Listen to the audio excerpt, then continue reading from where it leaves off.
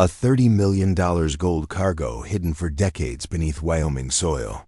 A crashed military aircraft that would bring the FBI director in a helicopter to a struggling horse ranch.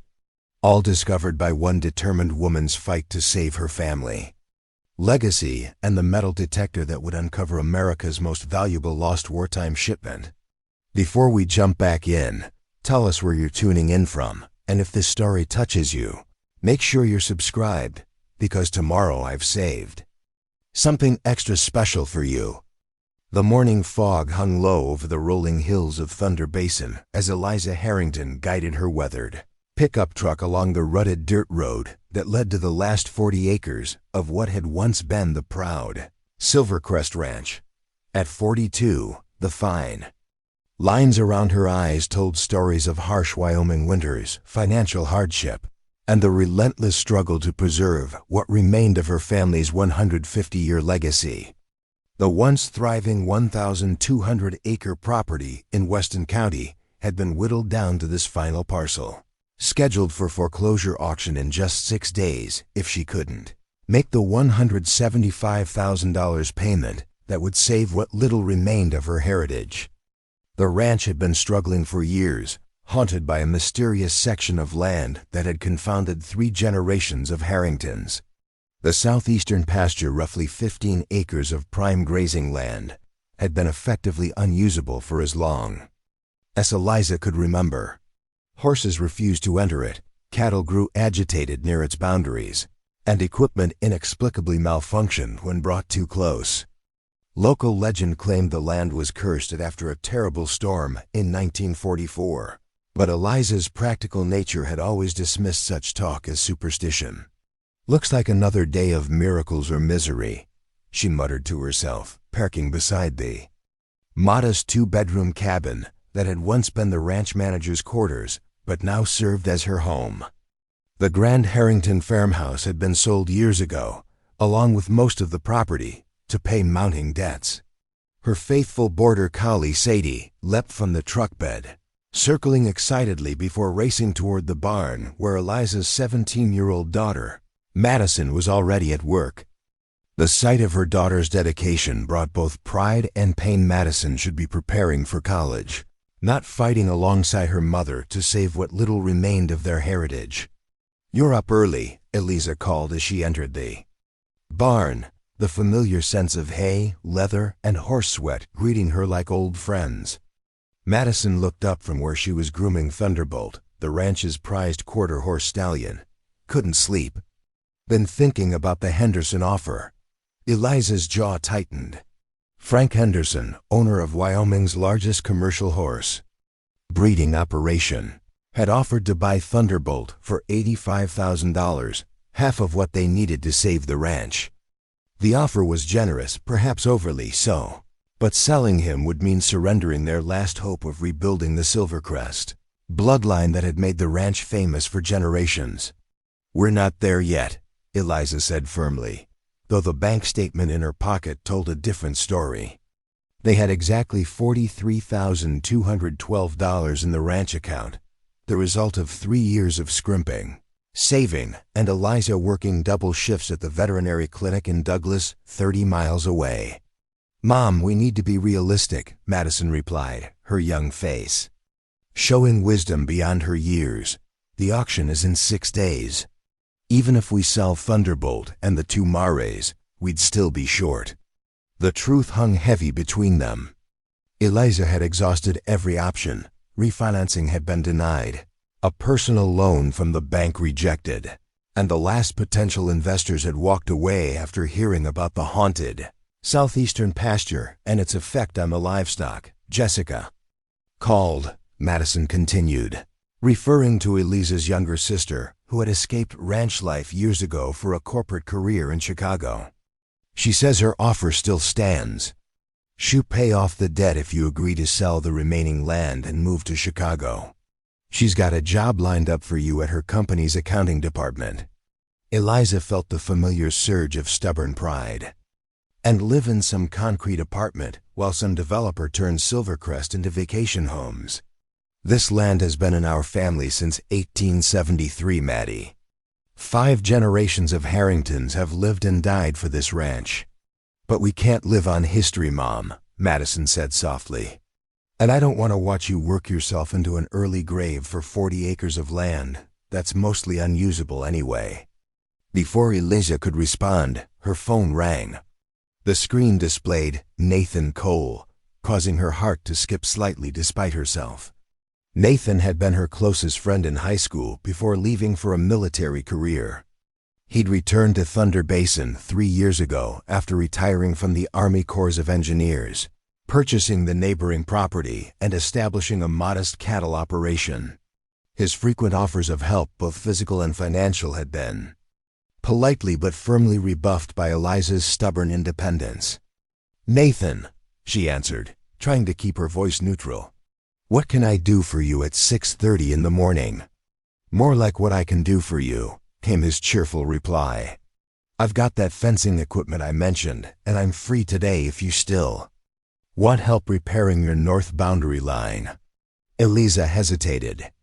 Accepting help felt like admitting defeat, but the fence desperately needed repair, and hiring a crew was out of the question financially.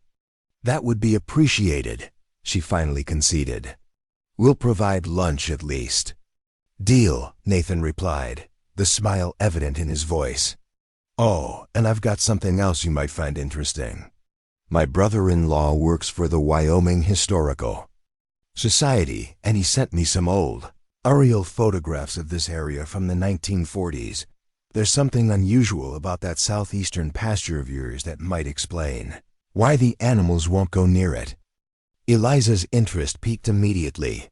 What kind of unusual? Preparing and narrating this story took us a lot of time, so if you are enjoying it, subscribe to our channel. It means a lot to us. Now back to the story. "Better to show you in person. I'll bring the photos when I come over." After ending the call, Eliza faced her daughter's knowing smile. "What?" she demanded. "Nothing," Madison replied innocently. "Just thinking it's interesting how you'll accept help from Nathan, but no one else." "He's a neighbor helping a neighbor," Eliza said dismissively. "And he might have information about that useless pasture. If there's a rational explanation for why it's unproductive, maybe we could finally address the issue and make that land valuable again." Madison wisely changed the subject. "I've been thinking about the bank payment. What if we hosted a clinic? Thunderbolt's bloodline is still respected, and people would pay good money to learn training techniques from you." Eliza considered this. She had once been well known in equestrian circles for her natural horsemanship methods before financial necessity had forced her to take the veterinary assistant position in town. "It wouldn't bring in enough quickly," she sighed. "But it's something to consider for the future if we have one here." The morning progressed with the familiar rhythm of ranch chores. Eliza checked on their small remaining herd, just 8 horses now, a far cry from the 60 that had once carried the Silvercrest brand. As always, every animal gave the southeastern pasture a wide berth, despite the lush grass that grew there undisturbed year after year. Nathan arrived mid-morning, his truck loaded with fencing supplies. At 45, his military bearing remained evident in his posture, though his easy smile had always softened the effect. The sun had weathered his face, but his eyes still held the same kindness Eliza remembered from their youth.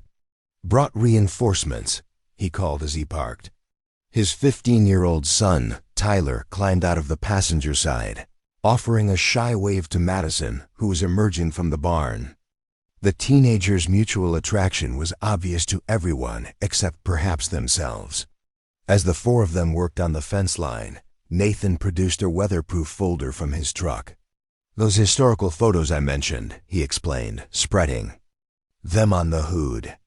"These were taken by military reconnaissance planes in 1944 and 45. The Army was mapping potential emergency landing sites across Wyoming."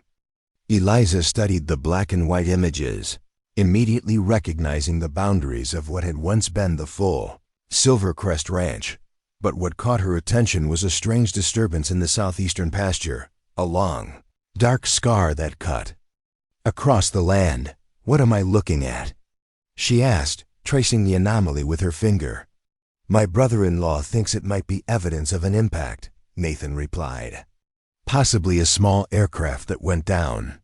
There were a lot of training flights in this region during World War II. Madison leaned in closer. You think there's a crashed plane in our haunted pasture? It would explain a few things, Nathan said.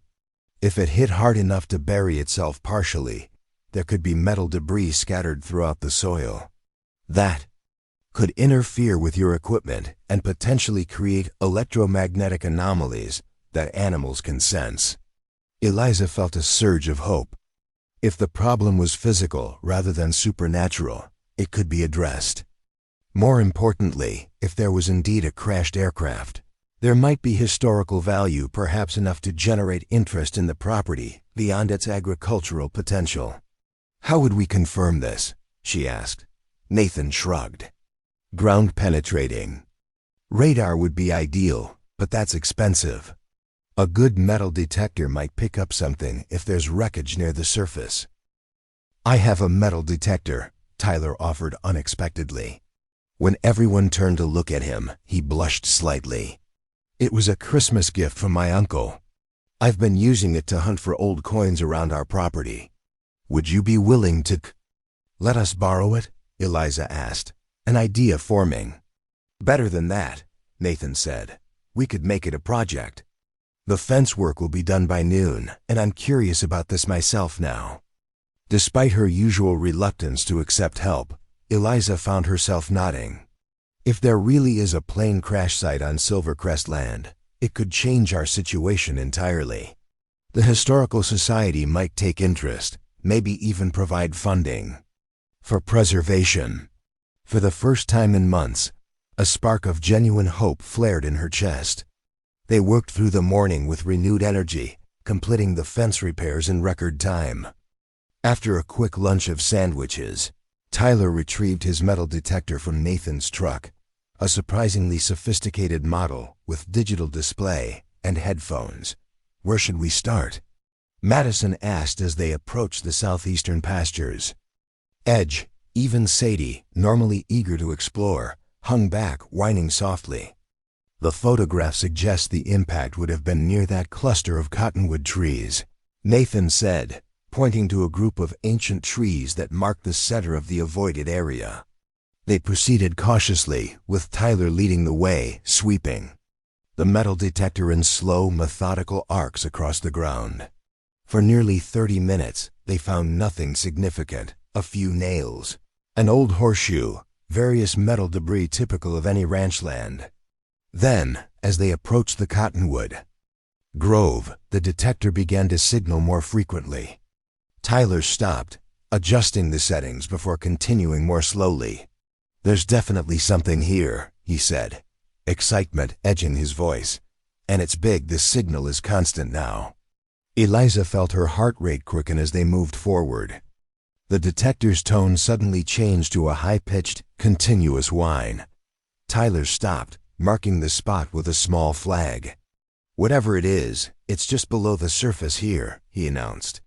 And it's substantial, much larger than coins are typical. Debris. Nathan retrieved a shovel from the truck. Only one way to find out, he said, beginning to dig carefully at the marked spot. The shovel struck something solid just 8 inches below the surface.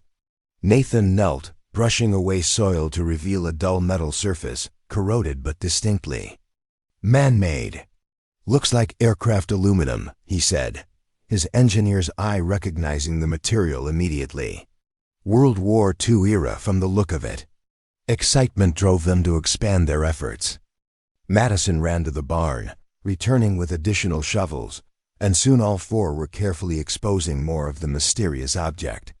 Within an hour, they had uncovered enough to confirm Nathan's theory. It was undoubtedly part of an aircraft fuselage, partially crushed but recognizable. This is incredible, Eliza breathed, brushing dirt from what appeared to be a military insignia. It's been here all this time, right under our noses. More importantly, Nathan added, it explains why this pasture has been unusable. The crash must have scattered metal debris throughout the soil, creating electromagnetic disturbances that animals can sense. Horses are particularly sensitive to such things. As the afternoon progressed, they expanded their search area, uncovering more fragments of the aircraft. Tyler's metal detector led them to increasingly significant finds: a twisted propeller blade, part of an instrument panel, and then something that changed everything. The detector gave a distinctive signal near the largest piece of fuselage. Nathan dug carefully, eventually revealing a metal box approximately 2 feet square, its surface dented but intact, with a faded military stamp still visible on its side. "That's a security container," he said, his voice dropping to a near whisper. Military transport aircraft sometimes carried sensitive materials in these during wartime. Eliza stared at the box, her mind racing with possibilities. "Can we open it?" Nathan examined the container closely. The lock mechanism is still intact, but severely corroded. "I have tools at my place that might help. Should we try to move it?" The decision was unanimous. Using a tarp from Nathan's truck, they carefully lifted the heavy box and transported it to Eliza's cabin. By now, the sun was setting, casting long shadows across the property as they placed their discovery on the kitchen table. "Before we go any further," Nathan said seriously, "we should consider notifying authorities. If this is from a military aircraft, there could be historical significance or even remains of personnel." Eliza nodded, though her thoughts were racing ahead. If this discovery could be legitimately tied to historical preservation, it might provide a way to save the ranch from foreclosure. At the very least, it would explain the pasture's problems and potentially make the land usable again. "Let's see what's in the box first," she suggested. "Then we'll know better what we're dealing with." Nathan used tools from his truck to carefully work on the corroded lock, while Madison researched online to identify the aircraft type from the photos they'd taken of the wreckage. "Based on the insignia and design," she announced, "it looks like a C-47 Skytrain, a military transport used extensively during World War II. They carried everything from troops to supplies to—" "Oh, what is it?" Eliza asked, looking up from where she was helping Nathan. According to this article, some C-47s were also used to transport high-value cargo, including monetary gold and silver bullion, between military installations. The room fell silent as the implications sank in. Nathan worked with renewed focus on the lock, which finally gave way with a metallic groan. Everyone gathered close as he carefully lifted the lid. The container's contents had been protected from the elements for nearly 8 decades. Inside, nestled in deteriorating velvet cushioning, lay 12 small bars of gleaming metal, each stamped with official markings. Beside them was a leather pouch containing military documents, preserved but yellowed with age.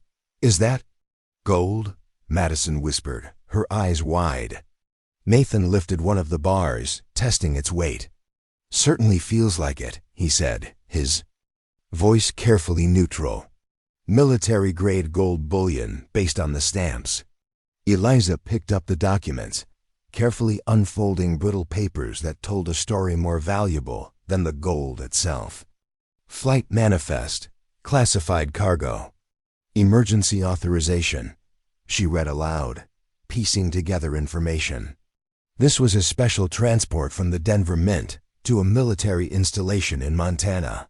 In February 1944, it appears they diverted from course due to weather, and then nothing. The flight was reported missing. "After all these years," Nathan murmured, "a missing military transport with classified cargo sitting right here on Silvercrest land." The implications were overwhelming.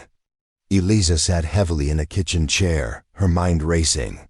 If authenticated, the gold alone would be worth millions in today's market. The historical significance of finding a long-lost military aircraft with its cargo intact would attract national attention. "Mom," Madison said quietly, "this could save the ranch." It's not that simple, Nathan cautioned. This is government property. There will be investigations, claims processes. The military doesn't just let you keep classified cargo you find on your land. Eliza nodded, understanding the complexities. But at minimum, it explains the pasture issue. And there would likely be a finder's fee or reward for reporting this. Plus, the historical significance could make Silvercrest eligible for preservation funding. She picked up her phone, hesitating only briefly. We need to do this by the book. I'm calling Sheriff Davis first, then we'll contact the proper military authorities. The decision set in motion events beyond anything Eliza could have imagined. Within hours, Sheriff Davis had arrived, expressing amazement at their discovery. By nightfall, representatives from the Wyoming Historical Society were on site, and calls had been placed to the Department of Defense. As Eliza sat on her porch that evening, watching officials photograph and document their find, Nathan joined her with 2 mugs of coffee. Quite a day, he said, handing her one of the mugs. How are you feeling? Overwhelmed, she admitted. This morning I was facing foreclosure with no options left. Now there are government officials cataloging a World War II plane crash in my haunted pasture and a box of gold bars sitting under guard in my kitchen. Nathan nodded thoughtfully. Life can change direction in an instant. One moment you're fixing fence, the next you're making history. The sheriff thinks this could be the missing flight 2173, Eliza said. Apparently it's been something of a mystery in military aviation history, a transport carrying mint gold that disappeared without a trace during a blizzard in '44, which means this discovery goes beyond just the value of the gold, Nathan observed. There's historical significance that could attract substantial interest to Silvercrest. Madison and Tyler emerged from the barn, where they'd been showing Historical Society representatives old ranch records. The teenagers' excitement was palpable, their earlier awkwardness around each other forgotten in the adventure they now shared. Dr. Reynolds says this might be the most significant World War II discovery in Wyoming in decades, Madison reported breathlessly. He's already talking about preservation grants and historical designation for the crash site. Eliza smiled at her daughter's enthusiasm but tempered her own hopes. Years of setbacks had taught her caution. Let's see what tomorrow brings.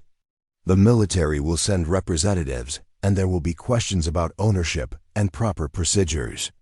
That night, sleep eluded Eliza. She pored over the flight documents they'd found, piecing together the story of the doomed aircraft. It had been diverted from its course during a February blizzard in 1944, lost contact with its base, and ultimately disappeared into what was then Harrington family land. Her grandfather would have been running the ranch at that time, yet there was no family story about a plane crash suggesting it had gone unnoticed, perhaps buried by the same storm that brought it down. Morning brought a flurry of activity unlike anything Silvercrest had seen in decades. Military vehicles arrived. First 3 black SUVs and a specialized equipment truck. They were followed by representatives from the FBI, the Treasury Department, and the Wyoming State Historical Preservation Office. By noon, the southeastern pasture had been transformed into an organized investigation site with white tents, equipment stations, and security perimeters. Captain Eleanor Reynolds, a poised Air Force officer specializing in historical aircraft recovery, took charge of the operation. She approached Eliza with professional courtesy, but evident excitement. Miss Harrington, I cannot overstate the significance of what you've discovered, she said as they watched recovery specialists carefully excavate more of the aircraft. Flight 2173 has been one of military aviation's enduring mysteries. Finding it intact with its cargo secure is unprecedented. What happens now? Eliza asked, watching as the gold, now confirmed to be 12 10-kilogram bars of military-grade bullion, was carefully documented and secured by Treasury officials. A complete archaeological-style recovery of the aircraft and all components. Captain Reynolds explained. Documentation of the crash site, investigation into the cause, potential recovery of any remains, and of course, proper handling of the cargo. And the gold? Eliza asked the question foremost on her mind. The captain's expression remained neutral. Technically, it remains government property. However, she continued, seeing Eliza's face fall, there are provisions for substantial finder's fees in cases like this. Additionally, the historical significance of this discovery on private land opens avenues for preservation grants and potential development as a historical site. Eliza processed this information carefully. My priority is saving this ranch from foreclosure. We have a bank payment due in 5 days that we cannot meet. Captain Reynolds nodded understanding. I've been briefed on your situation. While I can't make promises, I can tell you that in similar cases, the government has moved quickly to provide advance compensation while final determinations are made. I'll ensure the appropriate officials are aware of your timeline. Throughout the day, experts continued their work while Eliza, Madison, Nathan, and Tyler provided whatever assistance they could. By evening, the recovery team had uncovered most of the aircraft's remains and made a discovery that sent ripples of excitement through the entire operation. We've located the pilot's sealed emergency log, announced Dr. Merritt, the historical preservation specialist, holding up a small waterproof container. This could tell us exactly what happened to Flight 2173. In the makeshift command center, formerly Eliza's living room, officials gathered as Dr. Merritt carefully opened the container. Inside was a handwritten log, the final entries from Captain James Wilson, detailing the flight's last hours. February 17, 1944, Dr. Merritt read aloud. Diverted south due to deteriorating conditions. Navigation equipment compromised by electrical storm. Attempting emergency landing in what appears to be open ranchland. Cargo secure but aircraft severely damaged. No radio contact possible. The final entry noted that the crew of 4 had survived the landing but were injured. They had secured the cargo and attempted to seek help in the blizzard conditions. Captain Reynolds dispatched teams to search the surrounding areas immediately. If they left the aircraft in that weather, she explained grimly, they wouldn't have survived long. We may find remains nearby. By nightfall, the search had indeed located evidence of the crew's fate, a small cave in a rocky outcropping a mile from the crash site, containing the remains of 3 men along with military identification tags. They had apparently sought shelter but succumbed to their injuries or the cold. The 4th crew member remained unaccounted for until Madison made a startling connection. Searching through old Silvercrest records, she discovered entries from February 1944 mentioning a wounded stranger taken in by her great-great-grandfather during the worst blizzard in living memory. Listen to this, she said excitedly, reading from a leather-bound journal. February 19, 1944, stranger found half frozen by south fence. Military man by his talk, though no uniform. Feverish, speaks of downed aircraft and duty. Margaret tending to frostbite. Will notify authorities when storm passes. Subsequent entries revealed that the man, who identified himself only as Sergeant, had died of his injuries 3 days later and was buried in the family plot. He had been delirious throughout, speaking of securing the shipment and completing the mission. He must have been trying to reach help, Captain Reynolds concluded. And your ancestor never connected his arrival with a crashed plane, which was likely completely buried by the blizzard. This human element of the story transformed media interest from moderate to intense. By the following morning, news vans lined the ranch's entrance, and Eliza found herself giving interviews about both the discovery and the Harrington family's unwitting role in the historical mystery. The sergeant will receive proper military honors, Captain Reynolds assured Eliza. And this connection between your family and the flight crew adds another layer of historical significance to Silvercrest. On the fourth day of the investigation, with the bank deadline looming ever closer, Eliza was summoned to a meeting with officials from multiple agencies. Nathan accompanied her at her request, his military background providing valuable perspective. Director Lawrence from the Treasury Department addressed her directly. "Ms. Harrington, we've completed our preliminary assessment of the recovered gold bullion. The 12 bars represent a significant find, approximately $30.4 million at current market value." Eliza felt lightheaded at the figure. It was far more than she had imagined. "While the gold remains government property," Director Lawrence continued, "federal regulations entitle you to a finder's fee of 10% of market value. Additionally, the historical significance of the intact aircraft and documentation qualifies for preservation incentives through the Historical Aircraft Recovery Program." Captain Reynolds picked up the explanation. "The Department of Defense is prepared to offer an immediate advance of $500,000 against the final settlement, which should address your immediate financial concerns. The complete compensation package, including historical preservation grants for maintaining the crash site, will total approximately $2 million. Eliza gripped the table edge, steadying herself. The amount was staggering enough not just to save the remaining 40 acres, but potentially to buy back portions of Silvercrest that had been sold off over the years. "There's one more thing," added Dr. Merritt from the Historical Society. "The unique circumstances of this discovery, a missing military flight, the gold cargo, and your family's unwitting connection to the surviving crew member, make this site eligible for National Historic Landmark status.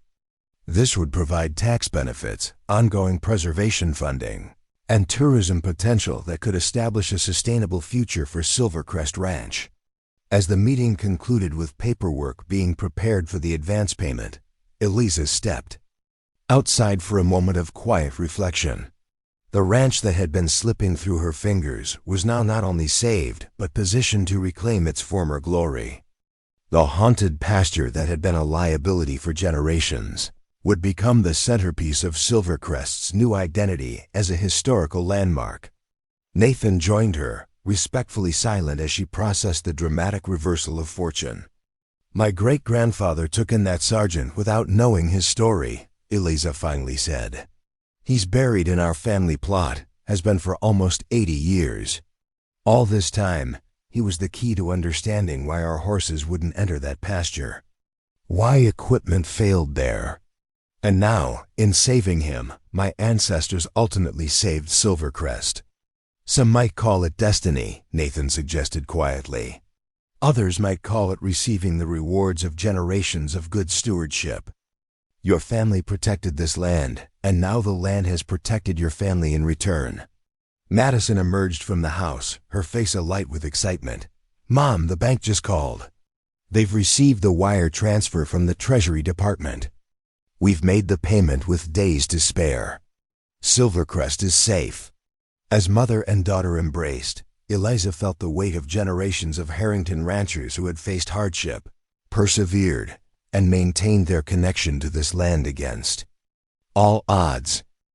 She had nearly been the one to lose it all, and instead had become the one to secure its future in ways her ancestors could never have imagined. The southeastern pasture would never again be avoided or feared. Instead, it would stand as testament to how buried history can reshape the present, how a family's darkest hour can become its greatest triumph, and how sometimes the treasures we seek have been beneath our feet all along, waiting for the right moment to be discovered. That evening, as officials began to pack up equipment and prepare for the next phase of the recovery operation, Eliza sat on her porch with Madison, Nathan, and Tyler, watching the sunset paint the Wyoming sky in brilliant oranges and purples. For the first time in years, she allowed herself to dream about Silvercrest's future rather than fear it. "The Historical Society wants to establish a small museum on the property," Madison said, scrolling through emails on her tablet. They're talking about educational programs, summer archaeology workshops for students, even reconstructing part of the aircraft for display. And the Air Force Historical Division is interested in documenting the complete story, Nathan added. They've mentioned possible books, documentaries. The Missing Flight 2173 has apparently been something of a legend in military aviation circles. Eliza smiled, watching her daughter's enthusiasm. What about your college plans? NYU is still an option now. Madison looked up, her expression surprisingly resolved. I've been thinking about that. What if I studied historic preservation or archaeology instead? I could apply what I learned directly to Silvercrest. This place isn't just our past anymore, Mom, it's our future too. As darkness fell over the ranch that had nearly slipped away, Eliza felt a profound sense of connection to the land, to her ancestors who had worked it, and even to the long-dead flight crew whose fate had been intertwined with her family's in ways no one could have imagined. Sometimes, she said softly, the things we think are curses turn out to be blessings in disguise. That haunted pasture that caused us so much trouble over the years, it was protecting something meant to save us when we needed it most. Tyler's metal detector leaned against the porch railing, its simple technology having unlocked a mystery decades in the making. Tomorrow would bring new challenges: managing sudden wealth, navigating historical preservation requirements, dealing with media attention. But tonight, under the vast Wyoming sky, Eliza Harrington allowed herself to simply be grateful for the unexpected turn of events that had transformed her failing ranch into a place of historical significance, financial security, and renewed purpose. The horses that had always avoided that southeastern pasture had been trying to tell the Harringtons something all along. Sometimes wisdom lies in finally listening to what we've been trying to ignore and having the courage to dig beneath the surface to discover what lies hidden in the fields we fear to enter. The morning after the Treasury Department confirmed the $500,000 advance payment, Eliza woke before dawn, momentarily disoriented by the unfamiliar sound of vehicles and voices outside her window. For a brief, sleepy moment, she wondered if the events of the past few days had been an elaborate dream: the crashed plane, the gold bars, the government officials transforming her failing ranch into the center of a historical investigation. The reality hit her as she pulled back the curtains to see the southeastern pasture illuminated by portable lights, teams of specialists continuing their meticulous work through the night. Still feels surreal, doesn't it? Madison said, appearing in the doorway with 2 steaming mugs of coffee. At 17, her daughter had shouldered responsibilities far beyond her years, facing the ranch's impending loss with a maturity that both impressed and concerned Eliza. Now, something new shone in Madison's eyes, not just relief, but genuine excitement about Silvercrest's future. I keep expecting to wake up, Eliza admitted, accepting the coffee gratefully. Yesterday morning, I was figuring out which possessions we could fit in the truck when we had to leave. Today, I'm fielding calls from national news networks and historical preservation societies. They stepped onto the porch, watching the organized chaos that had engulfed their property. The small command center established in their front yard now featured satellite communications equipment, digital mapping stations, and a growing collection of artifacts recovered from the crash site. Military personnel worked alongside historians and archaeologists, all united in their mission to uncover the complete story of Flight 2173. Captain Reynolds approached, her uniform impeccable despite the early hour. Good morning, Ms. Harrington. We've made some remarkable discoveries overnight that I believe you'll find interesting. She led Eliza and Madison to a white tent where recovered items were being carefully cataloged and preserved. On a stainless steel table lay the pilot's logbook, now fully restored and digitized, alongside personal effects from the crew members, watches, identification tags, even letters waiting to be sent to loved ones back home. These men were carrying out a classified mission during wartime, Captain Reynolds explained, her voice conveying deep respect. The gold was being transported as part of an economic security operation. Its disappearance created significant concerns at the highest levels of government. Dr. Merritt from the Historical Society joined them, carefully handling a weathered leather wallet. This belonged to Lieutenant Michael Hayes, the co-pilot. Inside we found this. He gently removed a black and white photograph of a young woman holding an infant. His family never knew what happened to him. His daughter, this baby, is still alive, now 81 years old. We've contacted her about our discovery. The human dimension of the discovery struck Eliza profoundly.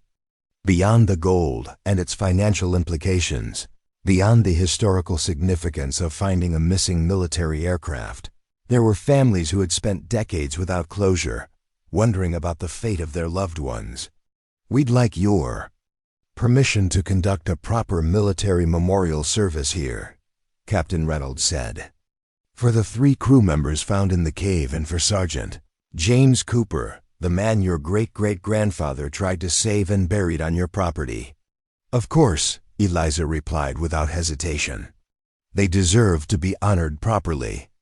After all this time, as they continued their tour of the recovery operation, Director Lawrence from the Treasury Department approached with a formal-looking document in hand.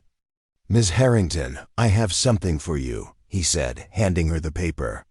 "This is the official finder's fee certificate for the recovered gold bullion. As I mentioned yesterday, the standard rate is 10% of assessed value, $3.04 million. Combined with the historical preservation grants being processed, your total compensation package will exceed $2 million. Eliza stared at the document, the figures seeming almost abstract in their magnitude. Just days ago, she had been counting pennies, working double shifts at the veterinary clinic, and selling off personal possessions to make minimum payments on the ranch's debts. The initial $500,000 advance has already been transferred to your account, Director Lawrence continued. The remainder will follow after standard procedures are completed, typically within 30 to 45 days. What about the gold itself? Madison asked, her practical nature asserting itself. Where will it go? After complete documentation, it will be transported to the Federal Reserve, he explained.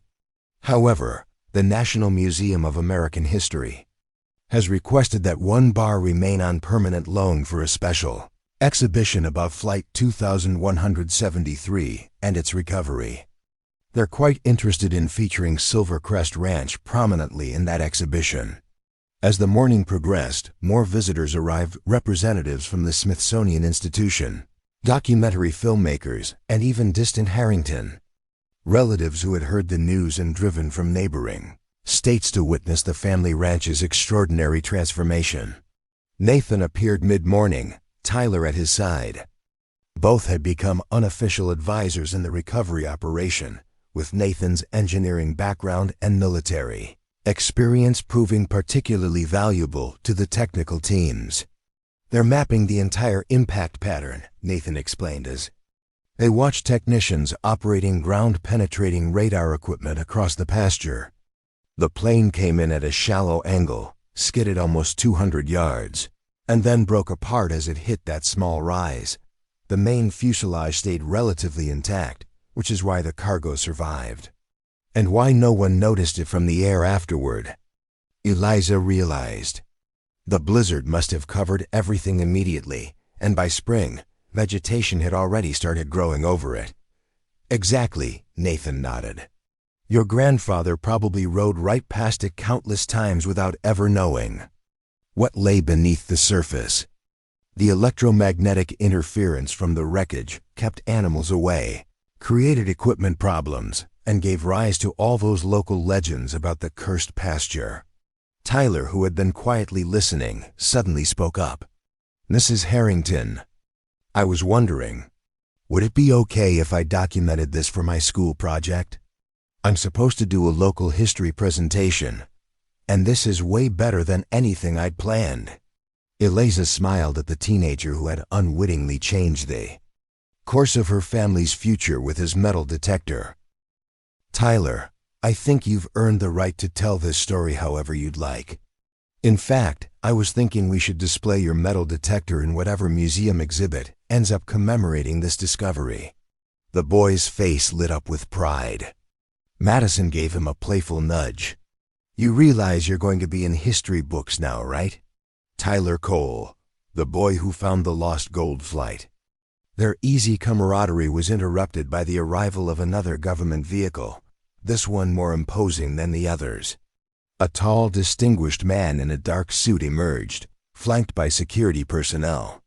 That's Director Callahan, Nathan whispered, recognizing the figure immediately. Head of the FBI, this discovery must be even more significant than we realized if he's here personally. Director Callahan approached Eliza directly, his handshake firm but respectful. Ms. Harrington, it's an honor to meet you. What's happened here at Silvercrest Ranch represents one of the most significant historical recoveries in recent memory. I wanted to personally express the Bureau's appreciation for your cooperation throughout this process. The FBI director's presence elevated the operations profile even further.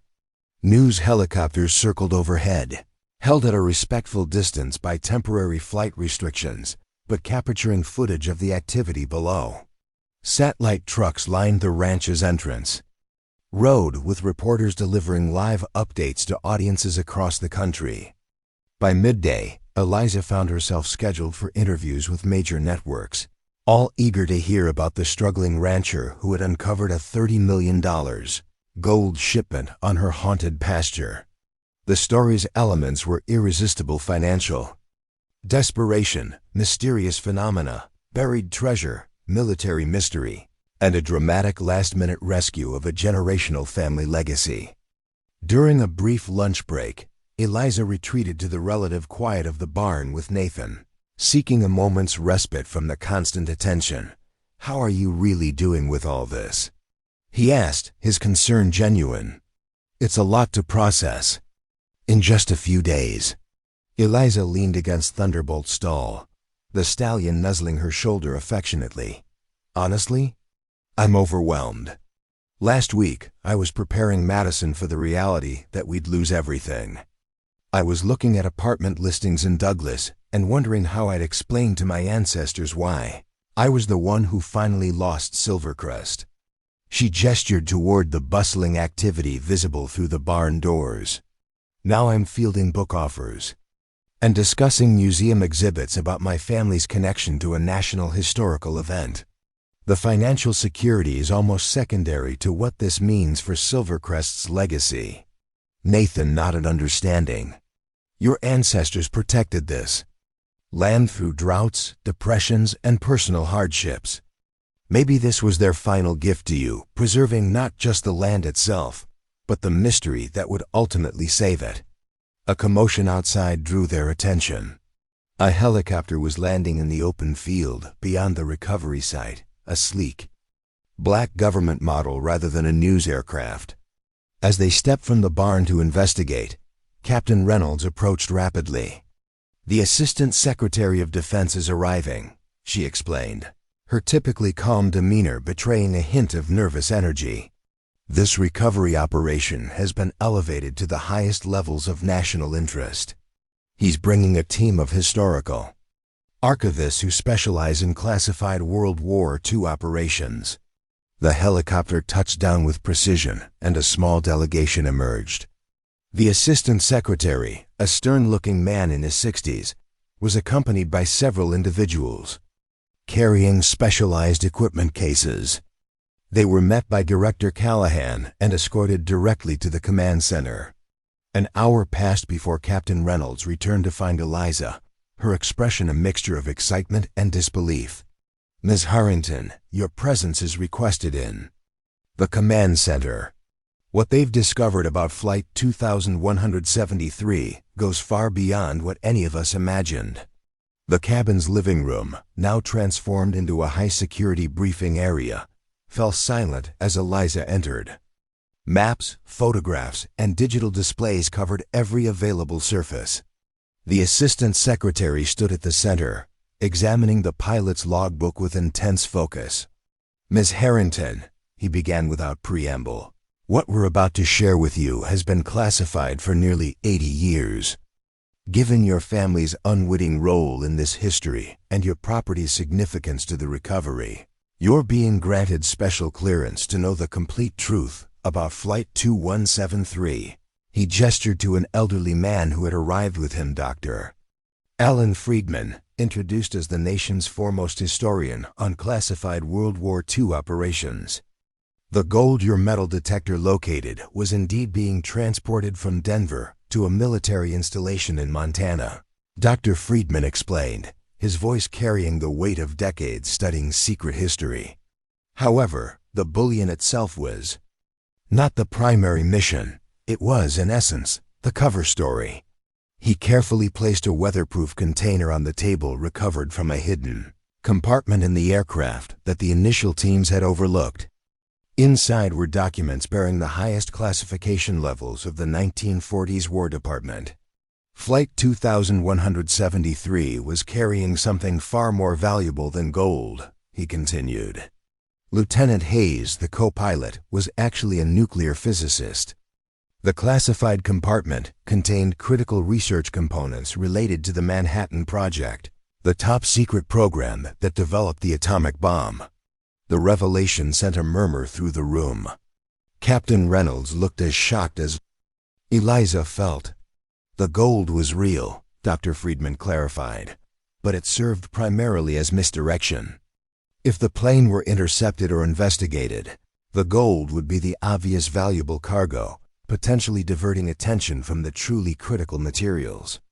The assistant secretary took over the explanation. The components and research. Notes: Lieutenant Hayes was transporting contained breakthrough calculations related to implosion design, a critical element in developing functional nuclear weapons. When Flight 2173 disappeared, it created a significant setback for certain aspects of the Manhattan Project. The search for this aircraft was one of the most intensive of the entire war, Dr. Friedman added. But the blizzard conditions and the plane's final resting place on private ranch land made it impossible to locate. The military couldn't reveal the true nature of what they were searching for, which further complicated recovery efforts. Eliza struggled to process the magnitude of what she was hearing.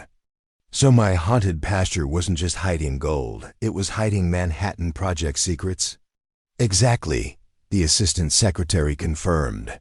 And while the scientific information is now primarily of historical interest, its recovery completes an important chapter in the development of nuclear technology.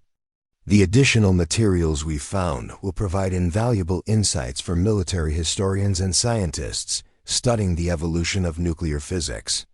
Director Callahan cleared his throat. This revelation significantly increases both the historical importance of your property and the sensitivity of this recovery operation.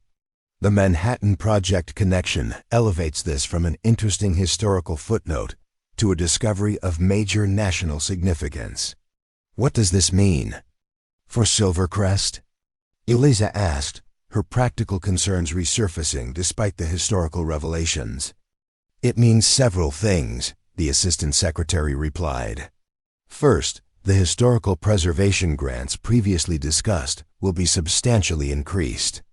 Your property isn't just the site of a recovered military aircraft, it's now a location of significant importance to America's scientific and military history. Dr. Merritt from the Historical Society, who had been listening intently, added, "This Manhattan Project connection qualifies Silvercrest for immediate National Historic Landmark status, the highest designation possible. The funding implications are substantial, Ms. Harrington. Your ranch won't just be preserved. It will become a protected historical site of national importance." The briefing continued for another hour as officials explained the broader implications of their discovery. The Manhattan Project components would be transported to specialized facilities for analysis and eventual museum display. The gold would still be returned to the treasury, with Eliza's finder's fee unchanged. But Silvercrest Ranch would now be linked forever with one of history's most consequential scientific endeavors. As the meeting concluded, Eliza found herself alone with Dr. Friedman, the elderly historian whose life's work had focused on uncovering these hidden chapters of history.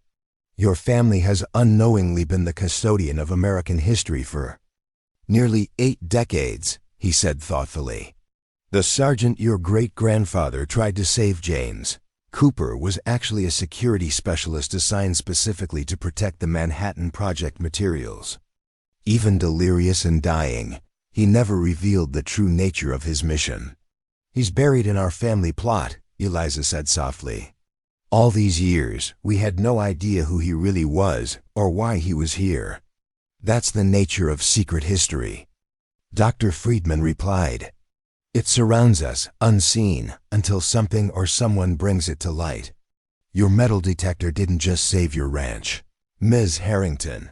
It completed a historical circle that began in 1944, when Eliza emerged from the command center. The late afternoon sun cast golden light across Silvercrest. Madison rushed to meet her, eager to hear what had transpired in the high-security briefing. "Mom, what's happening?" "There are even more officials arriving, and they're setting up some kind of secure perimeter around part of the crash site." Eliza took a deep breath, still processing the revelations herself. It turns out our mysterious plane was carrying more than just gold. It was part of the Manhattan Project, the program that developed the atomic bomb during World War II. Madison's eyes widened. "Are you serious? That means our ranch is part of, actual significant world history." "That's one way of putting it," Eliza smiled, her daughter's enthusiasm providing a welcome counterpoint to the gravity of the historical revelations. "They're increasing the preservation funding and fast-tracking Silvercrest for National Historic Landmark status." As word of the Manhattan Project connection spread through the recovery team, the operation took on an even more serious tone. Additional security personnel arrived. Specialized equipment was deployed to scan for any residual radiation, though experts assured everyone that the materials carried posed no health risk, and the documentation process became even more meticulous. That evening, as the sun set over Silvercrest, Eliza found herself standing at her family's small cemetery plot where Sergeant James Cooper had rested for nearly 8 decades. The modest marker bore only the information her great-great-grandfather had known. Unknown soldier, found February 1944, died in service to his country. Captain Reynolds joined her there, having sought Eliza out specifically. "We've located his personnel file," she said quietly. Sergeant Cooper was 28 years old, from Pennsylvania. He had a wife and infant son who never knew what happened to him. His son is still alive, 76 years old now, living in Oregon. He's being notified about his father's discovery. "All these years," Eliza murmured, "he's been part of our family story without us even knowing who he truly was. The military would like to offer him a proper burial with full honors," Captain Reynolds explained. "Either at Arlington National Cemetery or, if you're willing, here on Silvercrest where he's rested all this time." "He belongs here," Eliza said without hesitation. "My ancestors cared for him when he was dying, and they've watched over his grave for generations. His son should decide, of course, but I think Sergeant Cooper completed his mission in his own way. The secrets he was protecting remained safe here until the right time came for them to be discovered." Captain Reynolds nodded agreement. "Sometimes, history unfolds exactly when and how it's meant to, not a moment before." As they walked back toward the house, Eliza noticed Nathan standing with Tyler near the command center. Deep in conversation with Dr. Friedman, the historian was gesturing animatedly toward the crash site, clearly explaining some aspect of the historical significance. "Your neighbor has been invaluable to this operation," Captain Reynolds commented. His military engineering background provided insights that might have taken our teen days to discover otherwise. And that son of his quite the remarkable young man. They both are, Eliza agreed, watching the easy way Nathan interacted with the various officials. His presence throughout this whirlwind transformation had provided a steady anchor, someone who understood both the historical significance and the personal impact these changes brought to her life. That night, despite exhaustion from the day's revelations and activities, Eliza found herself unable to sleep. The financial burden that had weighed on her for years had vanished overnight, replaced by responsibility of a different kind. Silvercrest wasn't just her family's legacy anymore. It had become part of America's scientific and military heritage. She slipped outside, drawn to the southeastern pasture where floodlights illuminated the continuing work.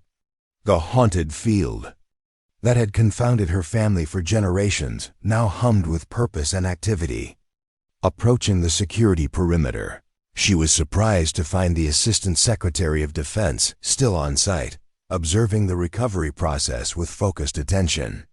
"Ms. Harrington," he acknowledged, gesturing for her to join him. "I couldn't leave without seeing this through." Some moments in history deserve to be witnessed firsthand. They stood in companionable silence, watching as technicians carefully extracted what appeared to be a lead-lined container from deep within the aircraft wreckage. "That's it," the Assistant Secretary said quietly. "The primary Manhattan Project. Components, prototype detonator designs, and Lieutenant Hayes' research notes. What was lost to history is finally returning to light." "Why tell me the full story?" Eliza asked. "You could have simply recovered the gold, paid the finder's fee, and kept the Manhattan Project connection classified." He considered her question thoughtfully. "America's history belongs to its people, Ms. Harrington. Even the classified chapters, once sufficient time has passed. Your family has been the unwitting guardian of this history for nearly 80 years. You deserved to know the truth about what you've been protecting all this time."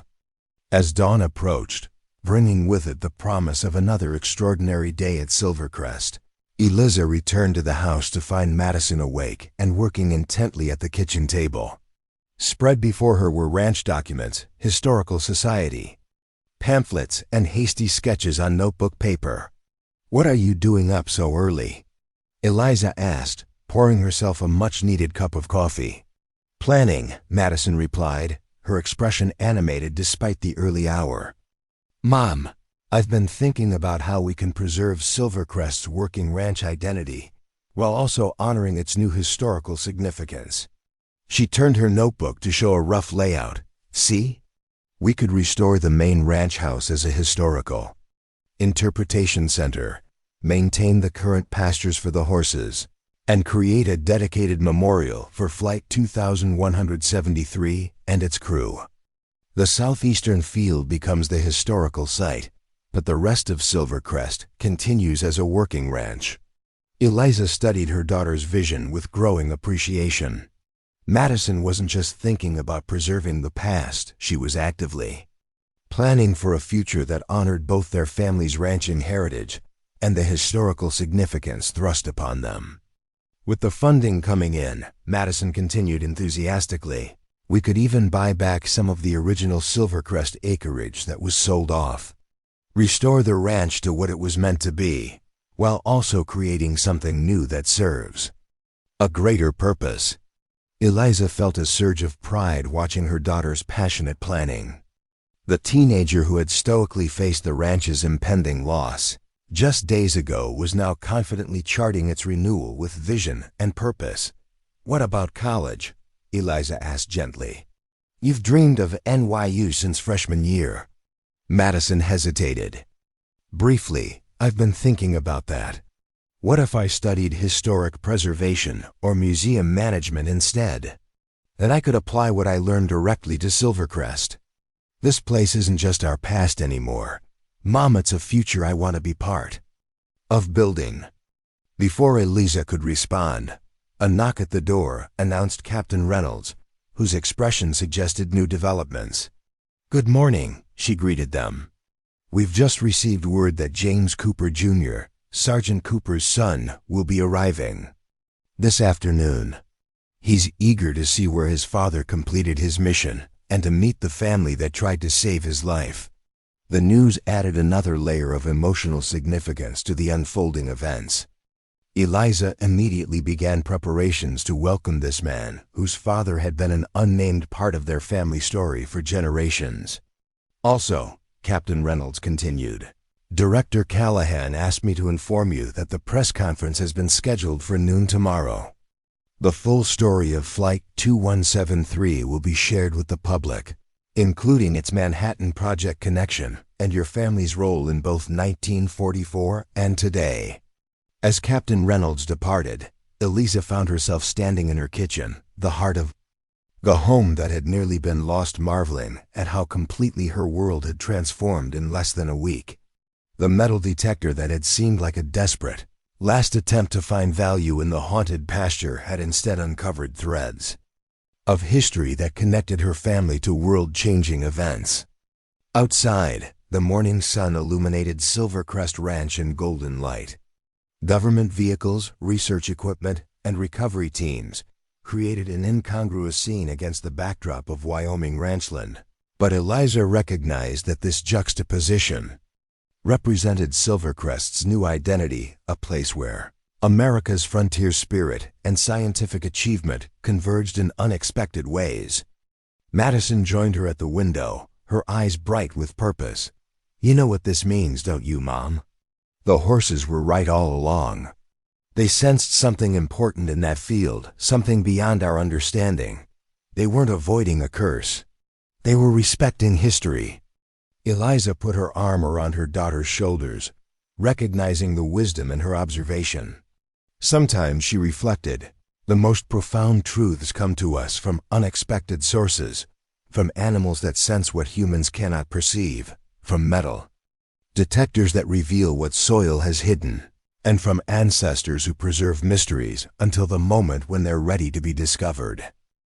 The failing ranch that had seemed destined for foreclosure had become a nexus of historical significance, its value measured not just in acres or dollars, but in its contribution to understanding America's past.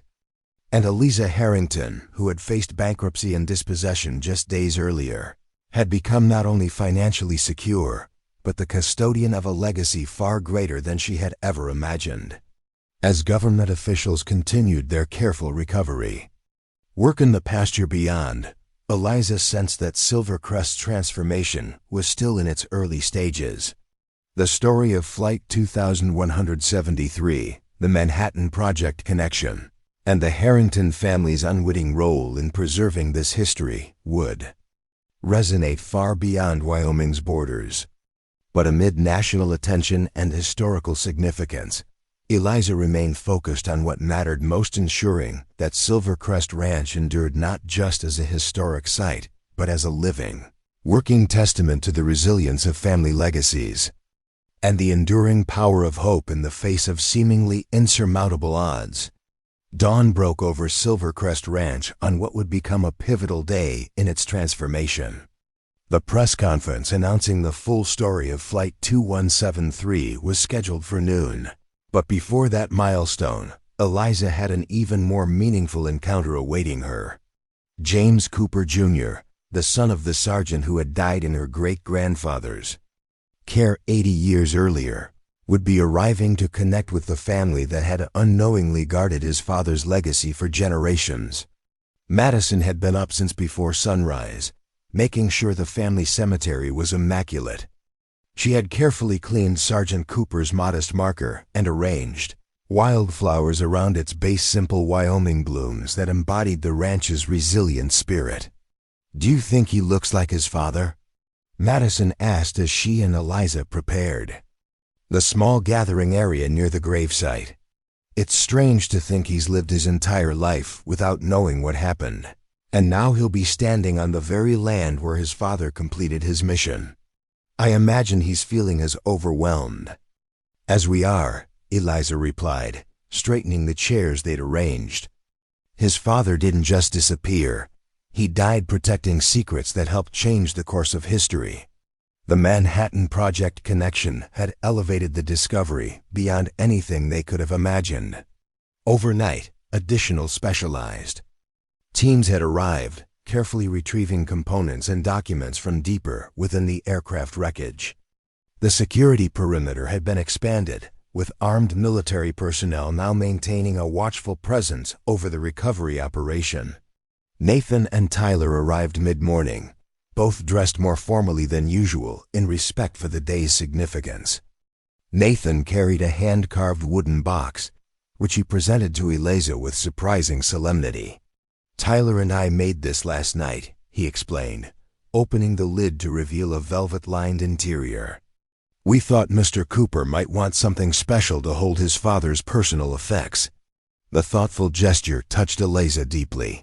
Throughout this whirlwind transformation, Nathan had been a steady presence, offering practical support and emotional grounding without ever intruding or overstepping. His quiet strength had become something she found herself increasingly relying upon. "It's beautiful," she said sincerely. "Thank you both."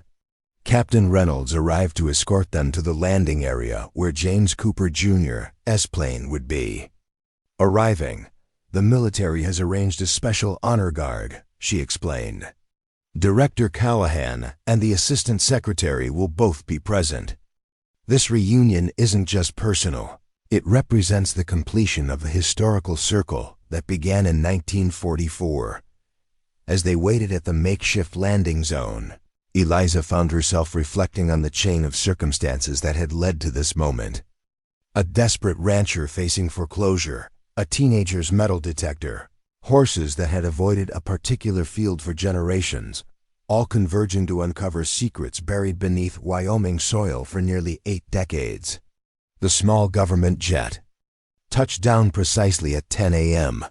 As its door opened, Eliza felt an unexpected tightness in her throat. An elderly man appeared in the doorway, tall despite his 76 years, his bearing suggesting the military career that had occupied much of his life. James Cooper Jr. had followed in his father's footsteps without ever knowing the true nature of his father's service or sacrifice. The honor guard snapped to attention as he descended the steps, assisted by a younger man who appeared to be his grandson. Captain Reynolds stepped forward to make formal introductions, but James Cooper Jr. moved past her directly to Eliza. "Miss Harrington," he said, his voice strong despite his age, "I've waited my entire life to thank your family for what they did for my father." Eliza extended her hand, but instead found herself embraced by this stranger whose life had been shaped by the same historical currents that had ultimately saved her ranch. "My mother received a telegram in 1944 saying only that my father was missing in action," he continued as they walked toward the waiting vehicles. "She never remarried, always believing somehow that he might return. She kept his picture beside her bed until the day she died." The caravan proceeded to the family cemetery, where the simple marker had stood for decades. James Cooper Jr. fell silent when he saw it, his weathered hand reaching out to trace the words etched in stone. "Unknown soldier. Found February 1944. Died in service to his country." "He wasn't unknown," he said quietly. "His name was James Allen Cooper. He was born in Harrisburg, Pennsylvania. He played the trumpet. He could fix anything mechanical. He wrote poems to my mother that made her laugh and cry at the same time." The military chaplain who had accompanied them stepped forward, offering a prayer that honored not just Sergeant Cooper's sacrifice but the Harrington family's unwitting stewardship of his final resting place. As the honor guard presented James Cooper Jr. with his father's recovered effects, a watch, identification tags, and several personal items preserved in the aircraft wreckage, Liza handed him the wooden box Nathan and Tyler had crafted. "We thought you might want something made from Silvercrest wood to hold these," she explained. "The cedar comes from trees that have watched over your father all these years. The elderly man's eyes filled with tears as he carefully placed each item in the box. "My father's last act of service was protecting secrets that helped end the war," he said. "And your family has been protecting him ever since, without even knowing who he was or why he was here." As the ceremony concluded, James Cooper Jr. made an unexpected announcement. "Captain Reynolds informed me that I have the option to have my father reinterred at Arlington National Cemetery," he said. "I've decided against that. He completed his mission here. This is where he belongs, with the family that tried to save him and has watched over him for nearly a century." The decision felt right to Eliza, confirming her own sense that Sergeant Cooper had become part of Silvercrest's story, just as Silvercrest had become part of his. The boundaries between family history and national history had blurred, creating something new and meaningful that transcended both.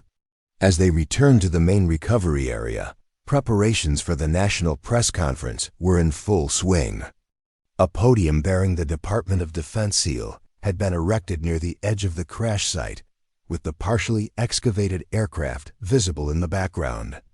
News crews from every major network were setting up equipment, and a specially constructed viewing area had been prepared for government officials and the Harrington family.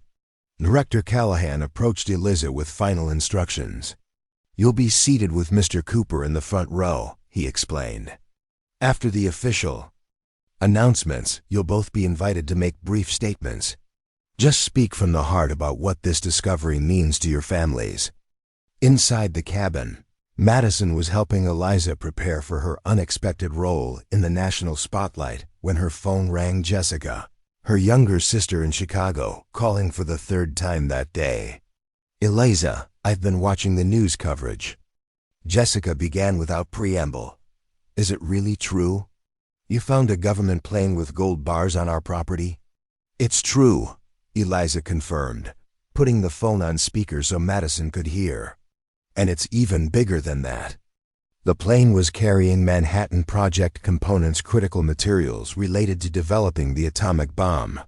There was a moment of stunned silence before Jessica continued. "So my big sister, who couldn't make the ranch payments last week, is now what, a millionaire preserving national historical treasures?" "Something like that," Eliza laughed, the absurdity of the transformation striking her anew. "The finder's fee alone is over $3 million. Add the historical preservation grants, and Silvercrest isn't just saved, it's secured for generations to come." "I'm catching the next flight to Wyoming," Jessica declared. "My stubbornly independent big sister stumbles across a national treasure while trying to save our family ranch. This I have to see for myself." As noon approached, Eliza took her place beside James Cooper Jr. in the front row of the viewing area. Nathan and Tyler sat directly behind them, with Madison beside them, practically vibrating with excitement. As she documented everything on her tablet, the assembled press corps fell silent as Director Callahan approached the podium, flanked by the Assistant Secretary of Defense and Captain Reynolds. "Ladies and gentlemen," Director Callahan began, his voice carrying across the hushed gathering, "what we are announcing today represents one of the most significant historical discoveries in recent American history. After nearly 80 years, the mystery of Flight 2173 has been solved, thanks to the persistence of a Wyoming ranch family and their neighbors." He proceeded to outline the basic facts: the World War II transport aircraft discovered on Silvercrest Ranch, the gold bullion, valued at $30 million, and the recovery of the remains of 3 crew members. But it was the Assistant Secretary's revelation that sent ripples of astonishment through the assembled journalists. Flight 2173 was not simply transporting gold, he announced, his words measured and deliberate. It was carrying critical components and research documentation related to the Manhattan Project, the top-secret program that developed the world's first atomic weapons and helped end World War II. A barrage of questions erupted, which the officials addressed with careful precision. They explained how the aircraft had diverted from its course during a blizzard, how the gold had served partially as misdirection for the more critical cargo, and how the crash site had remained undiscovered for nearly 8 decades due to its location on private ranch land. The fourth crew member, Sergeant James Cooper, survived the initial crash but died of his injuries after being found by Harold Harrington, the ranch owner at that time, Captain Reynolds explained. He was buried on the Harrington family property, where he has rested ever since, his true identity and mission unknown until now. When Eliza was invited to speak, she approached the podium with a calm that surprised her. The cameras and microphones that would have intimidated her just days ago now seemed almost incidental to the profound nature of what had occurred on her land. "Silvercrest Ranch has been in my family for 5 generations, she began, her voice steady. "For as long as anyone can remember, our horses refused to enter that southeastern pasture. Equipment would fail there inexplicably. We called it haunted, cursed, or just plain unlucky. What we never imagined was that our animals were sensing something that humans couldn't perceive, the electromagnetic signature of a downed aircraft carrying history-altering technology." She continued, sharing how the impending foreclosure had led to the desperate search for anything of value on the property, how Tyler's metal detector had changed everything, and how a legacy that seemed destined to end had instead been reborn, with new purpose and meaning. "My ancestors protected this land through countless hardships," she concluded. "They didn't know they were also protecting a crucial piece of American history. Now that history has, in turn, preserved their legacy for generations to come. Silvercrest will continue as a working ranch, but it will also serve as a living memorial to Flight 2173 and its crew, who carried out their duty with extraordinary courage and commitment." James Cooper Jr. followed, his military bearing evident as he spoke about finally discovering his father's fate and the unexpected connection between their families. "My father's mission didn't end when his aircraft crashed," he said, emotion evident in his voice. "In a way, it continued through the Harrington family, who became the unwitting guardians of both his final resting place and the secrets he died protecting." As the press conference concluded, the story of Silvercrest Ranch and Flight 2173 was broadcasting across the nation and around the world. The image of Eliza standing beside the recovered gold bars, with the partially excavated aircraft visible behind her, became the defining visual of a story that captured the public imagination. The days that followed brought a whirlwind of activity to Silvercrest. Historical preservation experts developed comprehensive plans for documenting and preserving the crash site. Military historians interviewed Eliza extensively about her family's records and any stories that might provide additional context for the discovery. Museum curators from the Smithsonian and the National World War II Museum arrived to discuss potential exhibitions that would feature both the aircraft and the ranch's unique role in its discovery. Through it all, Eliza found moments of quiet reflection, often in the barn with Thunderbolt and the other horses that had always been the heart of Silvercrest's identity as a working ranch. It was during one such moment, a week after the press conference, that Nathan found her. "The last of the government vehicles just left," he said, leaning against the stall door. "Looks like they've finished the initial recovery operation. Now it's just the historical preservation team and the security detail remaining." "It feels strange," Eliza admitted. "A week ago, I was facing the end of everything my family built. Now I'm fielding calls from Hollywood producers wanting to make a movie about Silvercrest and Flight 2173. Nathan chuckled. "Who would play me in the movie version?" "I was thinking maybe Sam Elliott, but Madison suggested he's too old." The light moment was exactly what Eliza needed, a reminder that beneath the historical significance and national attention, life continued with its small joys and human connections. "I've been thinking about what happens next," she said, turning to face him directly. "The financial security is wonderful, of course, But what matters most is that Silvercrest can continue as a working ranch while also honoring this new historical dimension. And is that what you want? Nathan asked, his question gentle but direct. For Silvercrest to remain a working ranch? You could sell it all now, walk away with millions, start fresh somewhere without the weight of 5 generations on your shoulders. Eliza shook her head without hesitation. This land isn't just property to me, Nathan. It's where I belong. The history we've discovered doesn't change that, it deepens it. Now Silvercrest isn't just my family's story. It's part of a larger American story. Their conversation was interrupted by Madison's arrival, her expression alight with excitement. Mom, the National Register of Historic Places just called. They're fast-tracking Silvercrest's application for landmark status. And the University of Wyoming wants to establish a research partnership for ongoing historical documentation. As Madison detailed the latest developments, Eliza was struck by how completely her daughter had embraced this new chapter in Silvercrest's story. The teenager who had been preparing to leave the failing ranch behind was now envisioning a future deeply connected to preserving and sharing its legacy. There's something else, Madison added, her expression growing more serious. I've been thinking about college. And YEU has always been the dream. But what if I studied closer to home?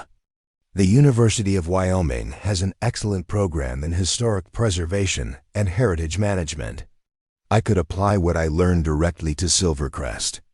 The choice reflected a profound shift in how they both viewed the ranch, not as a burden to escape, but as an opportunity to build something meaningful that honored both past and future. Eliza hugged her daughter, recognizing that the changes brought by their discovery extended far beyond financial security. That evening, as sunset painted the Wyoming sky in dramatic purples and golds, Eliza stood on her porch watching the transformation of the southeastern pasture. What had once been avoided as haunted ground was now carefully mapped and documented, with preservationists creating detailed plans for how to protect the crash site while making it accessible for educational purposes. Jessica had arrived from Chicago that afternoon, her initial skepticism about the discovery transforming into wide-eyed amazement as she toured the recovery site and held one of the gold bars in her hands. The sister who had urged Eliza to abandon the struggling ranch now spoke, enthusiastically about helping develop the educational components of Silvercrest's new identity. I still can't believe it, Jessica said, joining Eliza on the porch with 2 glasses of wine. All these years we thought this place was draining the family dry, and it turns out it was protecting a fortune and a piece of world-changing history. Maybe that's the lesson in all this, Eliza reflected. The things we think are burdens can sometimes be blessings in disguise. The pasture we couldn't use was actually preserving something priceless. The ranch that seemed like it was failing was actually succeeding in ways we couldn't imagine. Nathan and Tyler joined them as darkness fell, bringing dinner from the local diner, a practical contribution that had become their nightly ritual during the whirlwind of activity. As they settled around the kitchen table, the conversation flowed easily between practical plans for Silvercrest's future and reflections on the extraordinary chain of events that had transformed their lives. You know what amazes me most? Tyler said, his typical teenage reserve softened by the shared adventure of the past weeks. If our horses hadn't refused to enter that field all these years, someone might have discovered the plain decades ago. It's like they were protecting it until exactly the right moment. The observation struck Eliza as profoundly insightful. The animals had indeed been signaling something important. Not a curse to be feared, but a mystery to be respected until the proper time for its revelation. I think you're right, she agreed. And if we hadn't been desperate enough to search every inch of the property with your metal detector, we might never have investigated what our horses were trying to tell us. The next morning brought a letter from the Department of Defense, delivered by Captain Reynolds personally. Inside was formal confirmation of Eliza's finder's fee, historical preservation grants, and something unexpected, a presidential unit. Citation, to be awarded posthumously to the crew of Flight 2173. There will be a formal ceremony at the White House next month, Captain Reynolds explained. The President would like both you and Mr. Cooper to attend as honored guests. Your family's stories have become intertwined with an important chapter in American history. The invitation was yet another surreal development in a series of events that continued to exceed Eliza's wildest expectations. The struggling rancher who had faced imminent foreclosure would now stand in the White House, representing both her family's legacy and the crew who had carried out their mission with such dedication. Later that day, as historical preservation, experts finalized their initial documentation of the crash site. Dr. Merritt made a discovery that added yet another layer to the unfolding story. In the pilot's personal effects, preserved in a waterproof container within the aircraft, he found a sealed letter addressed to the finder of Flight 2173. It appears Captain Wilson anticipated the possibility that they wouldn't survive, but that the aircraft and its cargo might eventually be discovered, Dr. Merritt explained, carefully handling the aged paper. With your permission, Ms. Harrington, I believe this letter rightfully belongs to you as the property owner and discoverer. With trembling fingers, Eliza opened the letter, its seal surprisingly intact after nearly 8 decades. Inside was a single page of carefully written text. To whoever finds this aircraft and its cargo, if you are reading this, our mission has failed in one sense, but may yet succeed in another. The materials we transport are vital to America's war effort, more vital than most will ever know. Should we not reach our destination, I pray that these materials find their way into the right hands, whether tomorrow or decades from now. Know that the men of Flight 2173 did their duty as they understood it, carrying secrets that may reshape the future of warfare and, God willing, bring a swifter end to this terrible conflict. Whatever time may have passed since we took flight. On February 17, 1944, I trust that history will show our mission had purpose and meaning beyond what we ourselves could comprehend.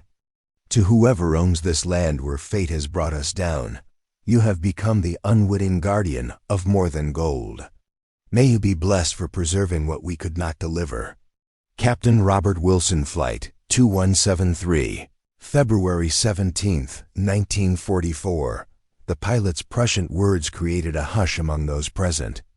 His hope that the cargo would find its way into the right hands, whether tomorrow or decades from now, had indeed been fulfilled, though not in any way he could have imagined.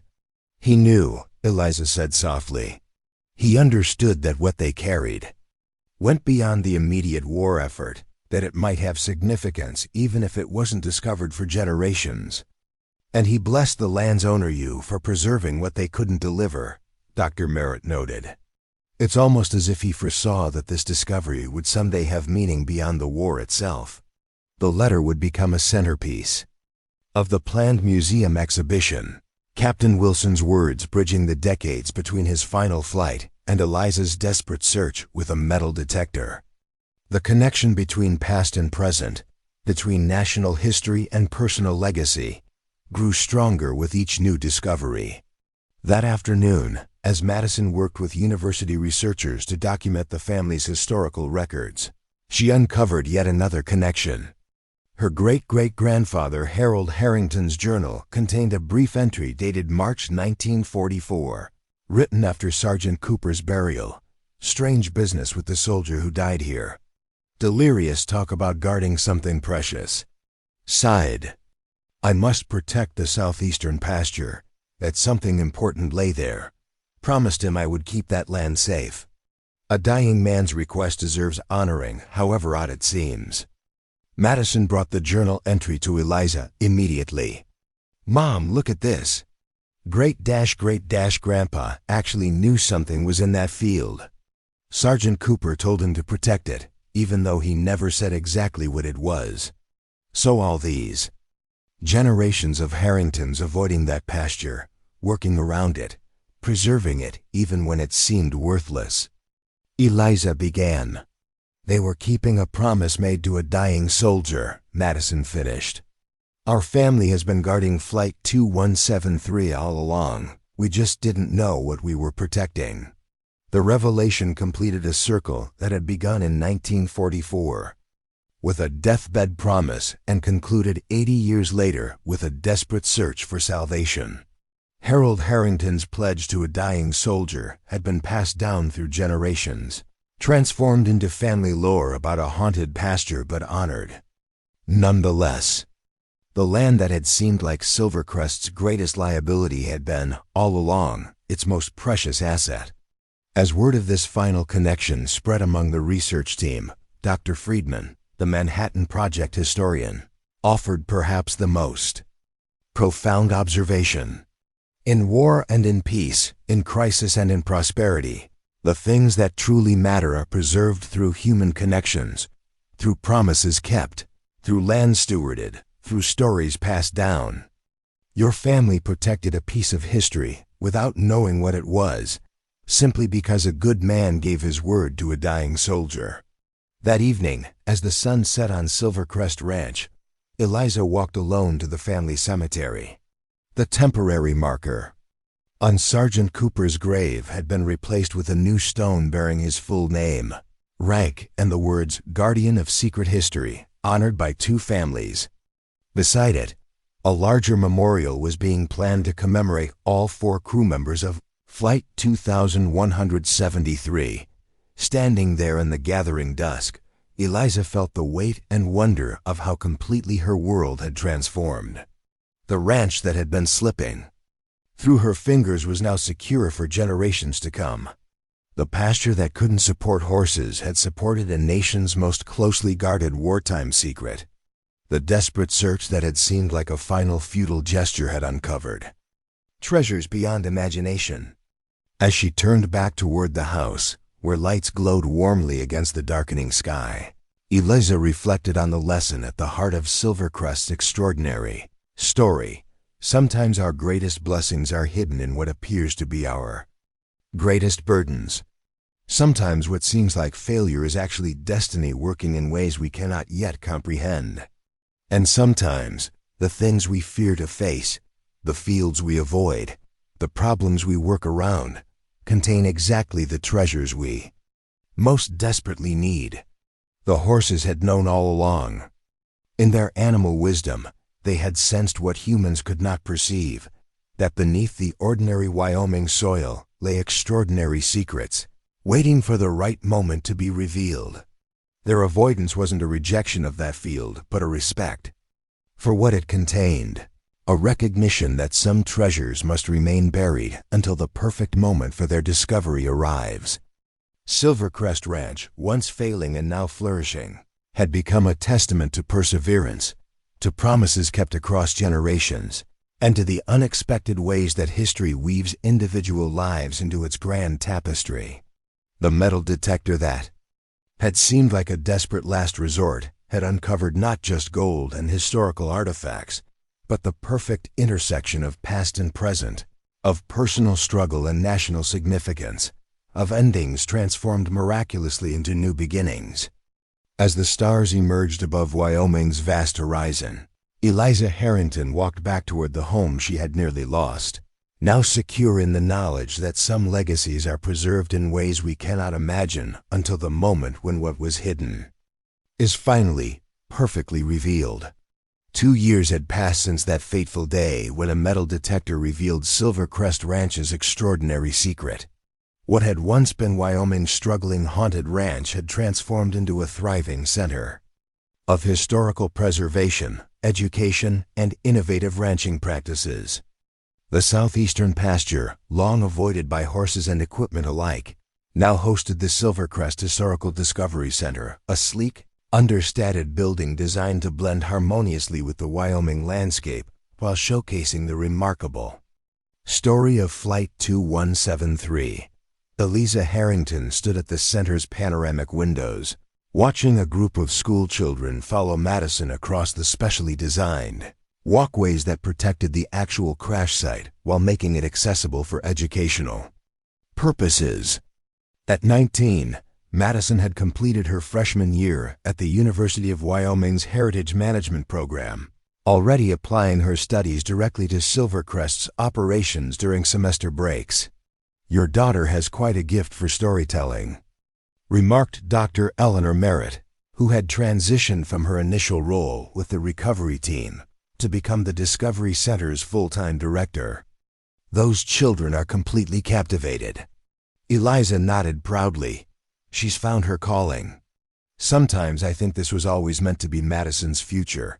She just needed the ranch to reveal its secrets first." The center had welcomed over 75,000 visitors in its first year alone, becoming an unexpected tourism draw that benefited the entire region.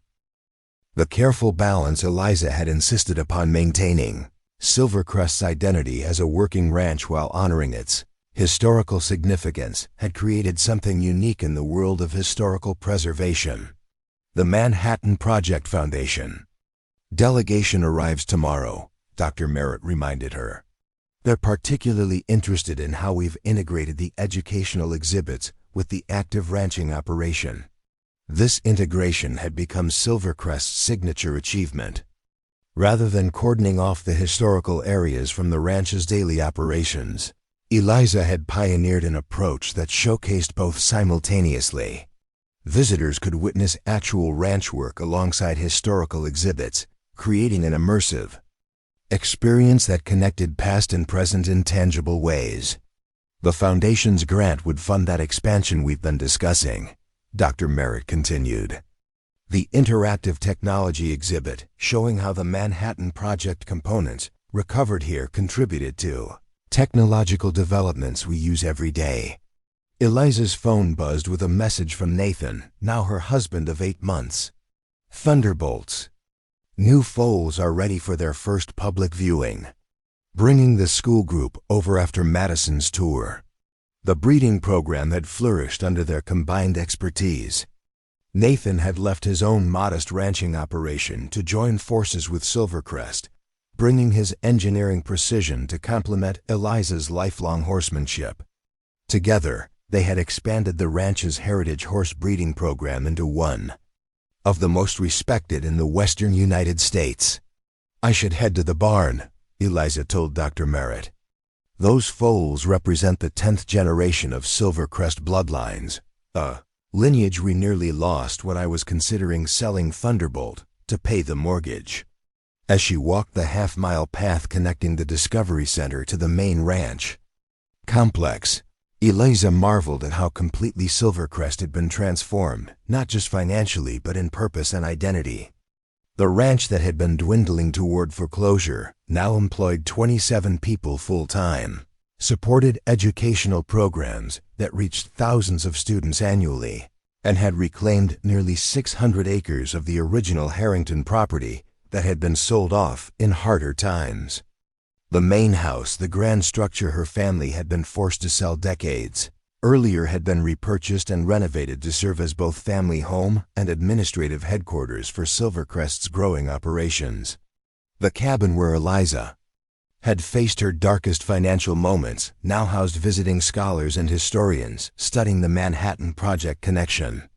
At the state-of-the-art breeding barn, Nathan was addressing the gathered schoolchildren, Tyler at his side.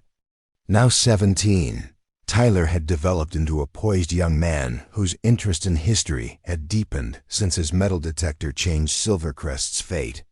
He had become an unofficial junior historian at the Discovery Center, particularly adept at explaining complex historical concepts to visitors his own age. "These foals carry the legacy of horses that have been raised on this land since 1873, Nathan was explaining as Eliza slipped in beside him.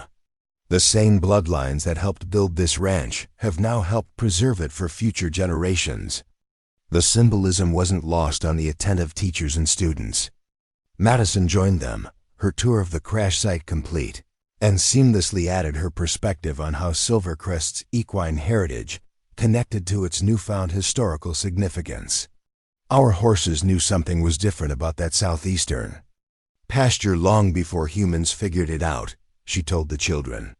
They were sensing the electromagnetic signature of the crashed plane and its cargo. Animals often perceive things we can't, one of many lessons Silvercrest has taught us. After the school group departed, the family gathered in the ranch office to review preparations for an even more significant milestone. In 3 days, Silvercrest would host the national commemoration of the 80th anniversary of Flight 2173's disappearance. The president would attend, along with James Cooper Jr. and the descendants of the other crew members, including Lieutenant Hayes's daughter, now 83 years, old and eager to stand where her father had completed his final mission. The security teams have finished their preliminary sweep, Nathan reported, reviewing the extensive logistics plan. The presidential advance team arrives tomorrow to establish the secure perimeter. And the exhibition is ready, Madison added. We've incorporated all the new artifacts from the National Archives, including those recently declassified Manhattan Project documents that mention Flight 2173 specifically. Jessica, who had relocated from Chicago to oversee Silvercrest's business operations, entered with her characteristic energy. The media credentials are finalized. We've got coverage confirmed from every major network and 17 international news organizations. This will be the most attention focused on Silvercrest since the initial discovery. Tyler, who had been quietly studying the commemoration program, looked up with sudden inspiration. What if we did something with the actual metal detector? It's in the display case, but for the ceremony, maybe we could have it present somehow. After all, none of this would have happened without it. The suggestion sparked immediate enthusiasm.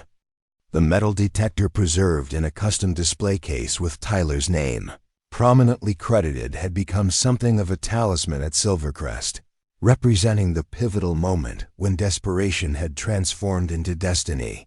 What if we created a special stand for it near the podium? Madison suggested. A visual reminder of how sometimes the most ordinary tools can uncover extraordinary things when used with purpose. As the planning continued, Eliza slipped away for her daily ritual, a solitary ride to the promontory overlooking the ranch. Mounted on Starlight, Thunderbolt's finest daughter, she followed the trail that generations of Harringtons had ridden. Before her, seeking perspective from the vantage point that showcased Silvercrest in its entirety. From this elevation, the ranch's transformation was strikingly visible. The southeastern pasture, once avoided and underutilized, now formed the heart of an integrated complex where history, education, and working ranch operations coexisted in harmonious balance. The Discovery Center's distinctive roof captured the setting sun's light, while the carefully preserved crash site remained visible as a darker outline amidst the surrounding grass.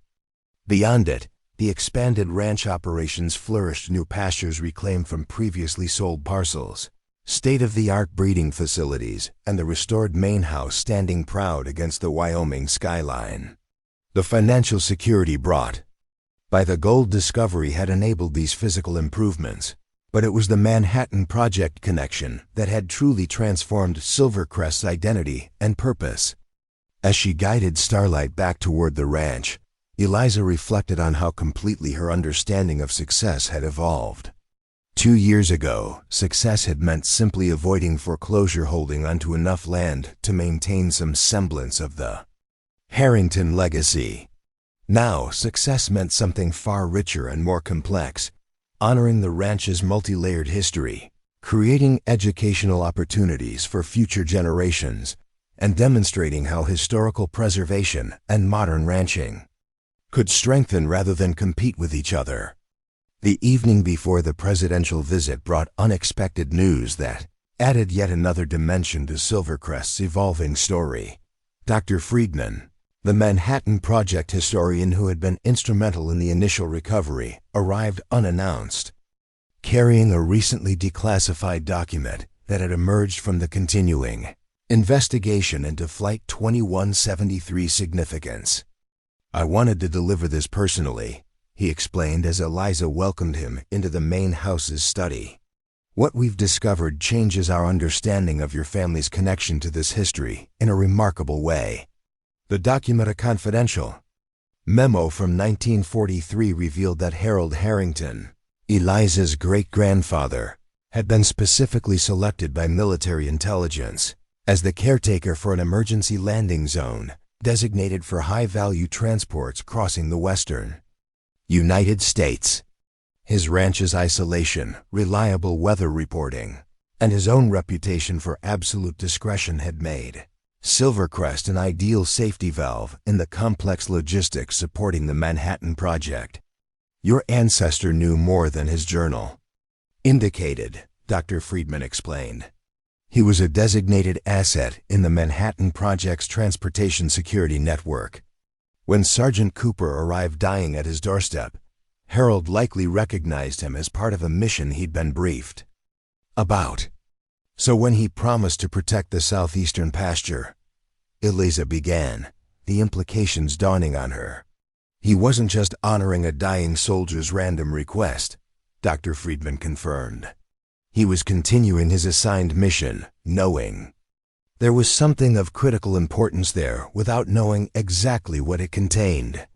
His vague journal entry was intentionally obscure, protecting operational security, even in his private writings. The revelation transformed her understanding of her family's role in this history. The Harringtons hadn't been unwitting guardians after all, at least not initially. Harold Harrington had made a conscious choice to participate in his nation's most classified wartime effort, accepting a mission that would extend far beyond his own lifetime.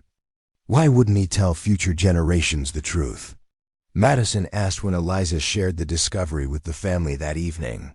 Why let the pasture become known as haunted or cursed, rather than explaining its true significance? Operational security, Nathan suggested, his military background providing insight. The Manhattan Project remained highly classified for decades after the war. Harold probably took his oath of secrecy, literally telling his descendants only what they needed to know to fulfill the mission without compromising its classified nature. So all those generations of Harringtons avoiding that pasture, Jessica began. They were honoring a promise whose true purpose they didn't understand, Eliza finished. Each generation protected the secret without knowing what they were protecting, transforming a classified military directive into family tradition and local superstition. The discovery added profound significance to the upcoming commemoration. Harold Harrington hadn't just been a rancher who happened to find a dying airman. He had been a deliberate participant in America's most classified wartime effort, accepting a mission that would demand sacrifices from generations of his descendants. The day of the presidential visit dawned clear and crisp, with Wyoming's vast blue sky providing a perfect backdrop for the ceremonies. Security checkpoints had transformed Silvercrest's open landscape into a carefully controlled environment. With the presidential motorcade scheduled to arrive precisely at 10 a.m., Eliza stood ready to greet the distinguished visitors, dressed in a careful balance of rancher practicality and the formality the occasion demanded. Beside her, Nathan provided steady support, while Madison, Tyler, and Jessica managed final preparations for the hundreds of invited guests already arriving. The Discovery Center gleamed in the morning light, its exhibits enhanced for this special occasion. The walkways surrounding the crash site had been adorned with appropriate commemorative elements, and a special viewing platform had been constructed to give guests an optimal perspective on where Flight 2173 had completed its interrupted journey. At the family cemetery, now expanded into a formal memorial, military honor guards stood at attention around Sergeant Cooper's grave and the monument to all 4 crew members. James Cooper Jr. had arrived early, wanting private time at his father's final resting place before the public ceremonies began. "My father would be amazed by all this," he told Eliza when she joined in there. He died believing his mission had failed. He couldn't have imagined that 80 years later, a president would stand here honoring what he helped protect. "Your father's mission didn't fail," Eliza replied gently. It just took longer to complete than anyone expected. And in that delay, something beautiful happened. Our families became connected across generations in ways no one could have foreseen. As the presidential motorcade appeared on the horizon, Eliza took a moment to center herself. The national spotlight that had initially seemed so foreign now felt like a responsibility she had been preparing for her entire life. Silvercrest's story, with its unique intersection of family legacy, military history, and scientific achievement, had resonated with Americans in ways she could never have anticipated. The president's arrival proceeded with ceremonial precision. After formal greetings, Eliza guided him and the First Lady on a brief tour of the Discovery Center, where Tyler's metal detector held a place of honor among artifacts recovered from Flight 2173. So this is where it all began, the president remarked, studying the simple device. A struggling ranch, a desperate search, and a teenager's metal detector uncovering one of America's most fascinating historical mysteries. Sometimes the most extraordinary discoveries come from ordinary moments of determination, Eliza replied. Tyler was just trying to help us find anything of value. None of us imagined we'd uncover a missing piece of Manhattan Project history. The formal commemoration ceremony took place on a specially constructed stage overlooking the crash site. Distinguished guests included government officials, military leaders, historians, and most poignantly, the families of Flight 2173's crew.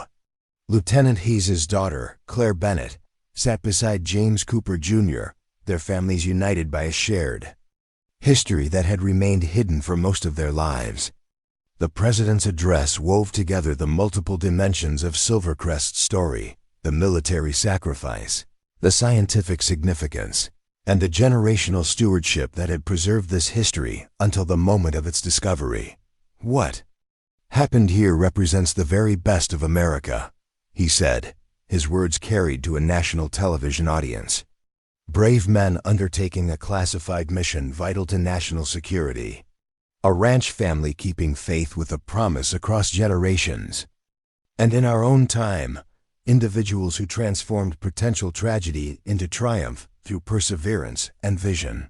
He continued, highlighting how Silvercrest had become a model for integrating historical preservation with living, working landscapes. This ranch demonstrates that honoring our past doesn't require sacrificing our future. Here, history and progress strengthen rather than compete with each other. The Harrington family has created something unique, a place where visitors can experience both our national heritage and the continuing vitality of Western ranching traditions. When Eliza was invited to speak, she approached the podium with the quiet confidence that had become her hallmark. 2 years of sharing Silvercrest's story with visitors ranging from schoolchildren to senators had honed her ability to articulate the deeper meaning behind their extraordinary discovery. 80 years ago today, Flight 2173 disappeared in a Wyoming blizzard, she began. A mission vital to America's war effort seemed to have failed. A cargo of critical importance appeared lost. The families of 4 brave crew members faced decades without closure or understanding. She gestured toward the crash site, now beautifully integrated into Silvercrest's landscape through thoughtful preservation efforts. What seemed like failure was actually just an interrupted journey. What appeared lost was actually preserved, waiting for the right moment to be found. The mission of Flight 2173 didn't end when that plane touched down in a blizzard. It continued through my family's unwitting stewardship, through generations of horses that sensed what humans couldn't perceive, and ultimately through a desperate search that revealed what had been hidden in plain sight for nearly 8 decades. Eliza then shared the most recent discovery, that her great-grandfather had been a conscious participant in the Manhattan Project security network, accepting a classified mission that would extend through generations of his descendants. Harold Harrington could never have imagined how his commitment would transform his family's future 80 years later, she said. He simply did what was asked of him, protecting a secret whose full significance he himself might not have understood. Each generation of my family continued that mission, preserving the southeastern pasture even when it seemed like a liability, honoring a promise whose purpose had been obscured by time. As she concluded her remarks, Eliza drew together the threads that had made Silvercrest's story so compelling to people far beyond Wyoming's borders.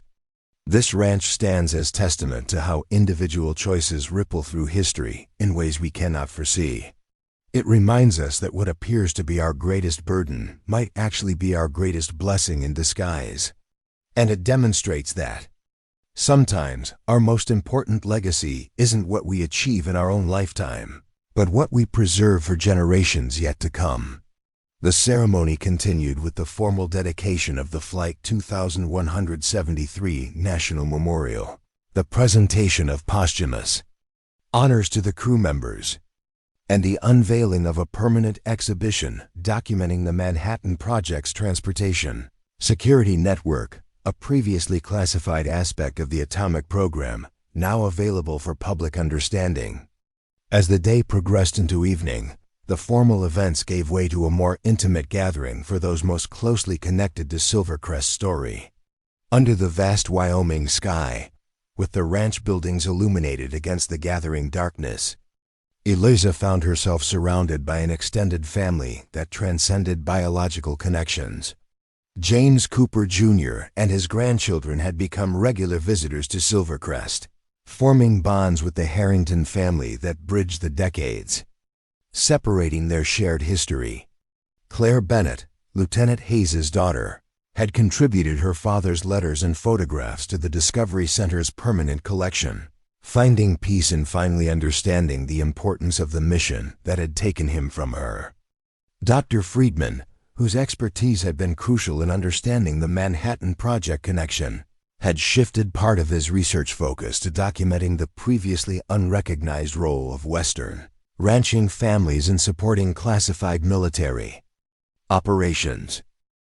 Tyler, whose metal detector had started it all, was now considering a career in historical archaeology, inspired by how a simple discovery could illuminate hidden chapters of the past. As conversations flowed and connections deepened, Nathan found Eliza at the edge of the gathering, taking a moment to absorb the full significance of what Silvercrest had become. "Penny for your thoughts, rancher?" he asked, using the nickname that had become his term of endearment. "I was just thinking about perspective," she replied, gesturing toward the land stretching out before them. 2 years ago, I stood in that pasture watching you dig up a mysterious metal container, convinced we'd found something that might save the ranch from foreclosure. I was thinking so small, just trying to hold on to enough land to maintain some semblance of the Harrington legacy. And now?" Nathan prompted. "Now I understand that Silvercrest was never just about the Harrington legacy. It was part of something much larger all along. Harold knew that. It's why he accepted his classified mission. Each generation protected this land, not knowing they were also protecting a crucial piece of American history. The expanded ranch spread out before them, its boundaries now restored to nearly the full extent of the original Harrington claim. The southeastern pasture, once avoided as cursed or haunted, now formed the heart of an integrated complex where history, education, and working ranch operations created something greater than the sum of its parts. "The irony," Eliza continued, "is that by thinking I was failing by being desperate enough to search every inch of worthless land with a metal detector, I actually fulfilled my family's true mission more completely than any of us could have imagined." Madison joined them, her expression thoughtful after a day of guiding visitors through the history she had helped document and preserve. "I've been thinking about something one of the Manhattan Project historians said today. He called Silvercrest a convergence point, a place where family history, military history, and scientific history all intersected in a single moment of discovery." "That's exactly what it is," Eliza agreed. "And that convergence created something none of those separate threads could have produced on their own." As night fell completely over Silvercrest Ranch, The stars emerged with the breathtaking clarity that Wyoming's unpolluted skies made possible. The same stars that had guided Flight 2173 on its final journey, that had watched over generations of Harringtons as they protected a secret they didn't fully understand, now illuminated a landscape transformed by the revelation of its hidden history. In the distance, the Discovery Center's subtle lighting outlined its presence without disrupting the natural darkness. The crash site, preserved but integrated into the living landscape, remained visible as a darker shadow against the starlit pasture. And throughout the expanded ranch, the lights of renewed purpose glowed from buildings that had nearly been lost to foreclosure.